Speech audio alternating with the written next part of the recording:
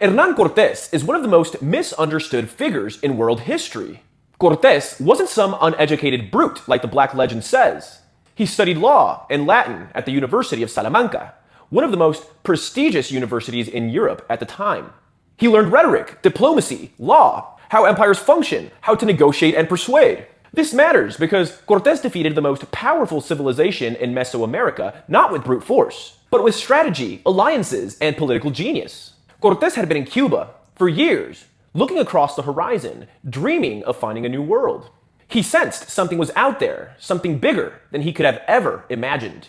So when Diego Velázquez tried to cancel the expedition from Cuba, Hernan Cortes basically said, "Nah, I'm gonna go anyways."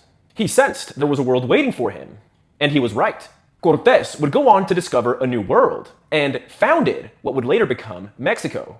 He also found a brilliant legal loophole. He placed himself under the authority of the crown, not Velázquez, by founding the port of Veracruz and creating a town council.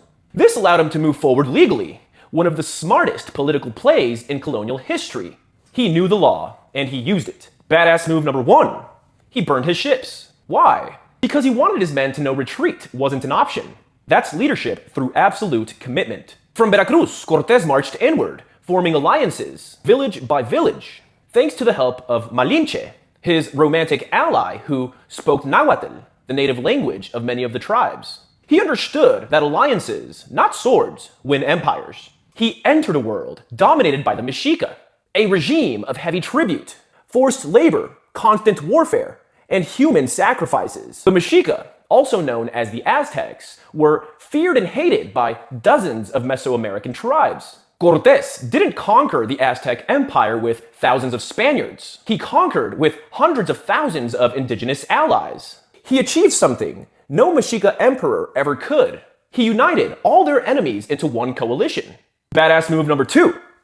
He convinced ancient enemies to trust a foreigner over their own overlords. When Diego Velázquez sent 1,400 Spaniards under the orders of Pánfilo de Narváez to arrest him, Cortes only had 260 men. Not only that, but Narváez had cannons, cavalry, orders, and money. Cortes still won. He captured Narváez in one night.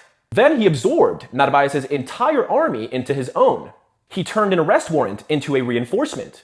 After La Noche Triste, one of the worst defeats a commander could ever suffer, he didn't break. He rebuilt his army, rallied his indigenous allies, and took the city of Tenochtitlan by land and sea. Badass move number 3, turning defeat into absolute domination. People forget this, but after defeating the Aztec Empire, Cortes rewarded his indigenous allies. The Tlaxcaltecas, for example, received self-governance, noble titles, land, exemptions from tribute, and protection from Spanish rule. Those privileges lasted 300 years until independent Mexico took them away. He also wrote Cartas de Relación, some of the greatest documents in colonial history. It talks about military report, diplomatic persuasion, propaganda, and epic literature. He wasn't just a soldier. He was a statesman who knew how to narrate history. Badass move number 4. He wrote his own legend, and his enemies spent 500 years trying to destroy it. And speaking of enemies, the King of Spain began to fear Cortes. Not because he hated him, but because Cortes became too beloved, too powerful. Indigenous communities adored him. He ruled an empire, something larger than anything Spain could have imagined. He was becoming a legend, even in his own lifetime. To keep control, the crown began to minimize him, downplaying all of his accomplishments, and threatening to erase him. This is part of what fueled the Black legend. A distortion that turned one of the greatest leaders in history into a villain. And yet, many modern narratives still believe this lie, further propagated by British and American false narratives of Hernan Cortes. They demonize Cortes while treating the Aztecs, a regime that sacrificed tens of thousands of people every year, as the good guys. How does that make sense? This confusion is one of the root problems of modern Mexican identity. Many Mexicans today think they are the result of a defeat, a humiliation, a tragedy. But that is false. And many of these people believe themselves to be descendants of the Aztecs, but they are anything but. They are actually descendants of all of the other tribes that were liberated from Aztec oppression. Cortes didn't destroy Mexico, he created Mexico. He is the father of Mexico, and Malinche is the mother. Denying them is like wishing you had different parents. And rejecting them is like rejecting your own identity.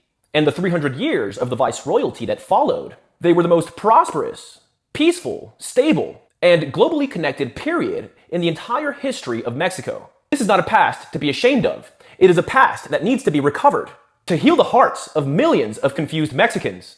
Spain also buys this black legend and all of its citizens, and so does all of Iberian America. They were taught to hate the very roots that made them who they are. And yet today, the black legend still infects education. It still divides Mexicans and Latin Americans from Spain. It still tries to turn a founding father into a monster. Cortes changed world history with intelligence, courage, charisma, and audacity, and had a strategic mind operating on a different frequency. Whether you love him or hate him, one thing is undeniable. Hernan Cortes was a badass.